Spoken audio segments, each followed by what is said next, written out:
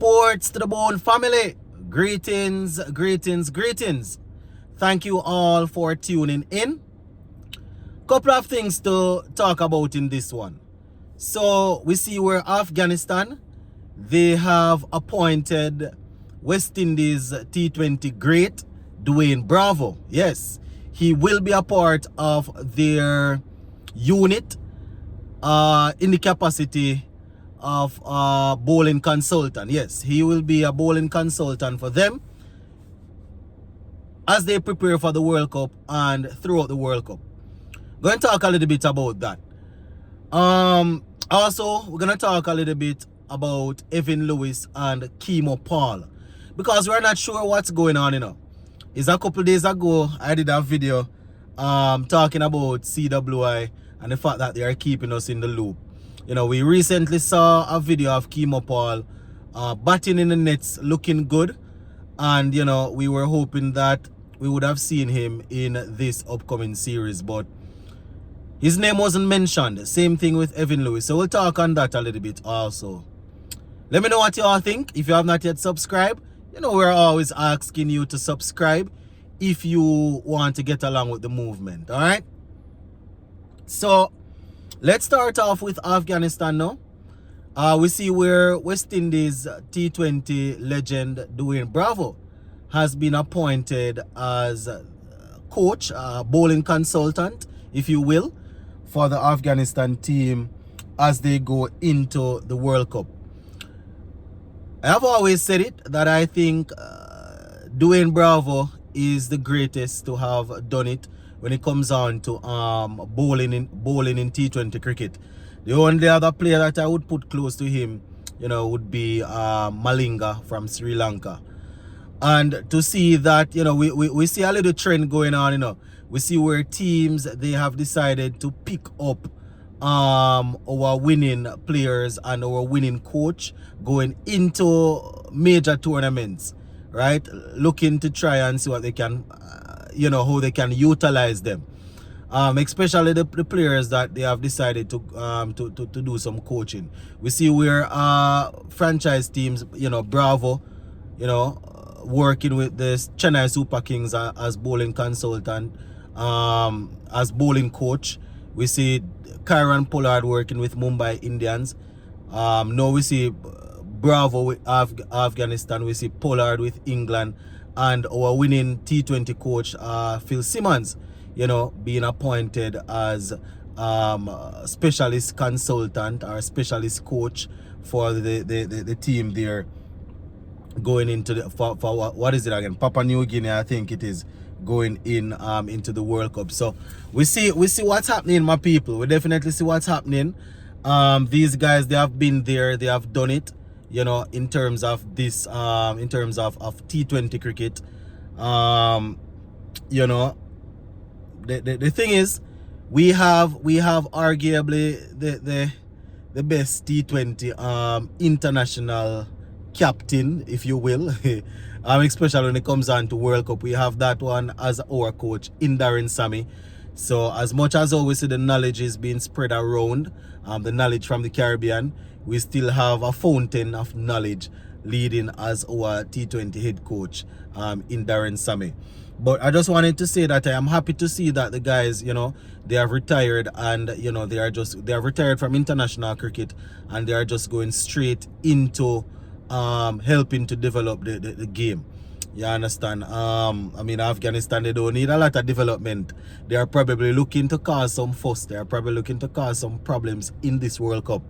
You understand? So they have a good team. No, they are already in St. Kitts, based on what I am seeing here on the ESPN Cricket Info website. The Afghanistan team, they are already in St. Kitts, and they have a 10-day training camp. And based on what they are saying, Bravo will be a part of that leading up to the World Cup, and you will be there during the World Cup, helping the team along. So I just wanted to highlight that. We spoke about Pollard and Phil Simmons already, so Darren Bravo is the next one. Why am I saying Darren Bravo? Dwayne Bravo is the next one. I don't know if I said Darren Bravo any other time throughout the video, but I'm talking about Dwayne Bravo. So Dwayne Bravo is the next one to have hop on that train. You know, we're still waiting to see Chris Gale. You know, don't know if he's into that thing, coaching thing. I saw him recently talking about playing in the IPL next year as an impact player for RCB. So he's probably not finished with it as yet. He's probably not ready for coaching. But yeah, shout out to Dwayne Bravo.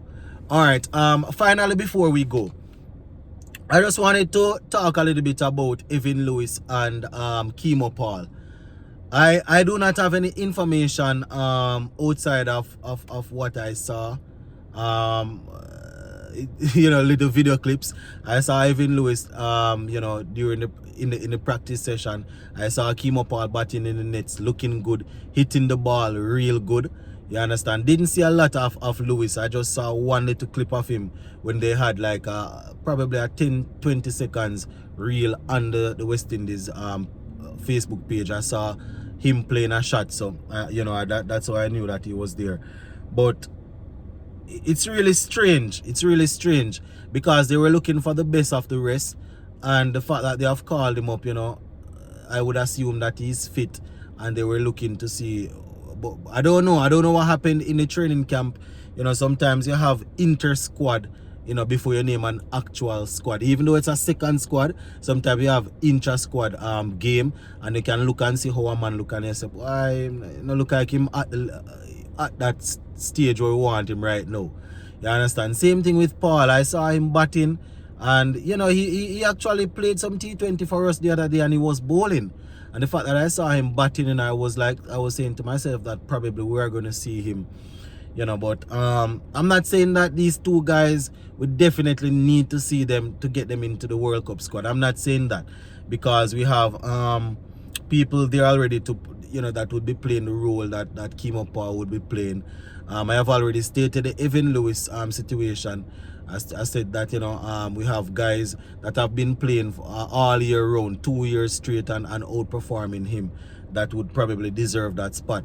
But I wasn't 100% against them bringing him into a secondary squad like that, and having him in the training camp, and then seeing where he's at, and then give him an opportunity against South Africa.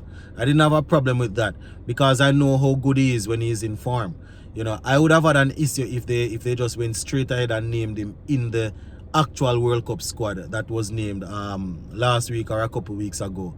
I would have had a problem with that. But them bringing him in the training camp and looking at him and then giving him a game or so against South Africa, I wouldn't have a problem, because I know what he's capable of. But I've always said to just turn up when it's World Cup time and think I can get in. Not saying this is his situation. The last I heard of him prior to this whole camp thing, he was injured. You understand? So I'm just saying, you know, I don't really like that. I don't really like people turning up. And it was the same thing with Andre Russ. I spoke about this, saying that, you know, it doesn't matter what's going on. I don't want a man just turn up and say that he's ready, and they just throw him in the World Cup squad. Even Sammy came out and, you know, told Russ that, listen, perform, get back to that level, and I will get you in the team. You understand? And we saw Russell doing his thing with the at the highest. I don't want to say highest level. International cricket is the highest level, but at a competitive level in the IPL, then we saw him making a return for West Indies and doing his thing. So that is how you get in, and not just turn up at World Cup time. But it would be interesting to hear from the people that actually know what's happening, you know, what's going on with Lewis and Keemo Paul. Go and leave it right here for now, my people. Big up on yourself and stay safe. See?